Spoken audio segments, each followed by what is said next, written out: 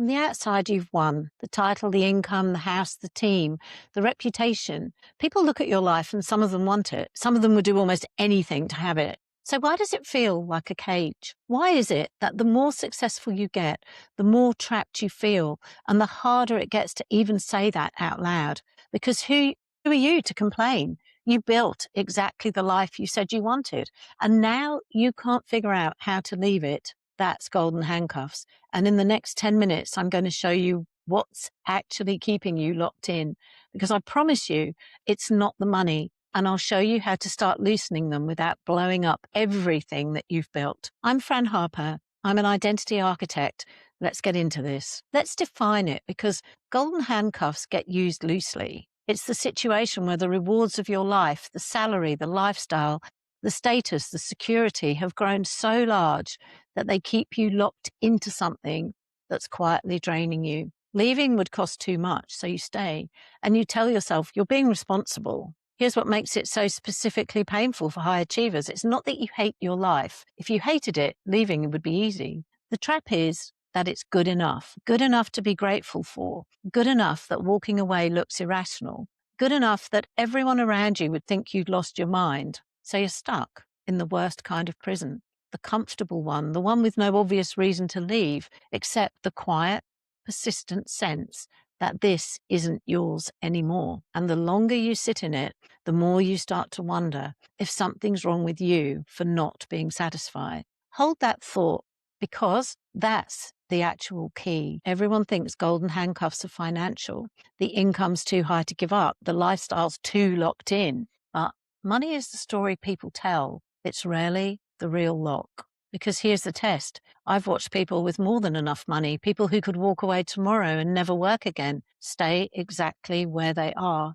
just as trapped. If it were really about the money, they'd leave. They don't. So it's not the money. What's the actual holding you is the identity. You don't just have the successful career. You have become the successful one, the provider, the person who made it, the one everyone relies on. And leaving doesn't just threaten your income, it threatens who you are. Walk away from the role and you have to face a terrifying question. If I'm not this, then who am I? That's the real handcuff, not the salary, the self. You're not trapped by what you lose financially. You're trapped by who you'd have to stop being. And that's actually good news, because a financial trap is hard to escape, but an identity trap, that's work you can do. Here's where most people go wrong. They treat it as a single catastrophic decision. Stay miserable forever or burn it all down. Quit the job, sell the house, blow up the life, and find themselves from the ashes, the all or nothing escape. And because that option is genuinely terrifying and usually reckless, they choose neither. They freeze, they stay, and they tell themselves maybe next year.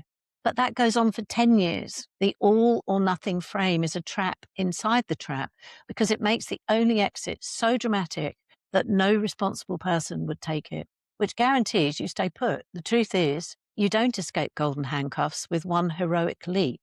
You escape them by loosening one cuff at a time, by proving to yourself in small ways that you're more than the role, before you ever have to make that big decision. The freedom comes first internally. The external change comes later, and it's calmer. So let's get practical. 3 moves. 1, separate the role from the self. Write it down. Who have you become to hold this life together? The provider, the strong one, the one who never drops the ball. Then ask, is that who I am? Or is that a role I've been playing so long I forgot it was a role? The moment you can see it as a role, it loses its grip. You can't put down something you don't realize you're holding. Secondly, build one source of identity outside the cage. Part of why leaving feels like death is that the cage is your only source of self. So don't leave it yet. Diversify. One thing this month. That gives you a sense of who you are that has nothing to do with the career. A creative thing, a relationship you've neglected, a version of you the job never sees. Every outside source you build makes the cuff a little looser. And third, redefine responsible. You've been told that staying is the responsible choice, but ask honestly, is it responsible to spend your one life slowly disappearing inside a role that no longer fits, so that everyone around you stays comfortable? Real responsibility includes a responsibility to yourself. You're allowed to count. That's the work, Not one dramatic leap, a deliberate, gradual reclaiming of a self that exits outside the life you built. So if you're sitting in a life that looks like a win and feels like a cage, hear this. You're not ungrateful, you're not crazy, and you're not actually trapped by the money. You're held by an identity that grew around your success. An identity is the one thing you have the power to rebuild. You built the life, and quietly something at the center of it no longer fits. Loosening the handcuffs doesn't start with quitting. It starts with remembering you were someone before the role and choosing deliberately who you are now. If this is landing, start with the free identity reset audit. It's linked below. It shows you exactly where your identity is costing you and what to build instead. And subscribe. I'm here every week for people in exactly this moment. I'll see you in the next one.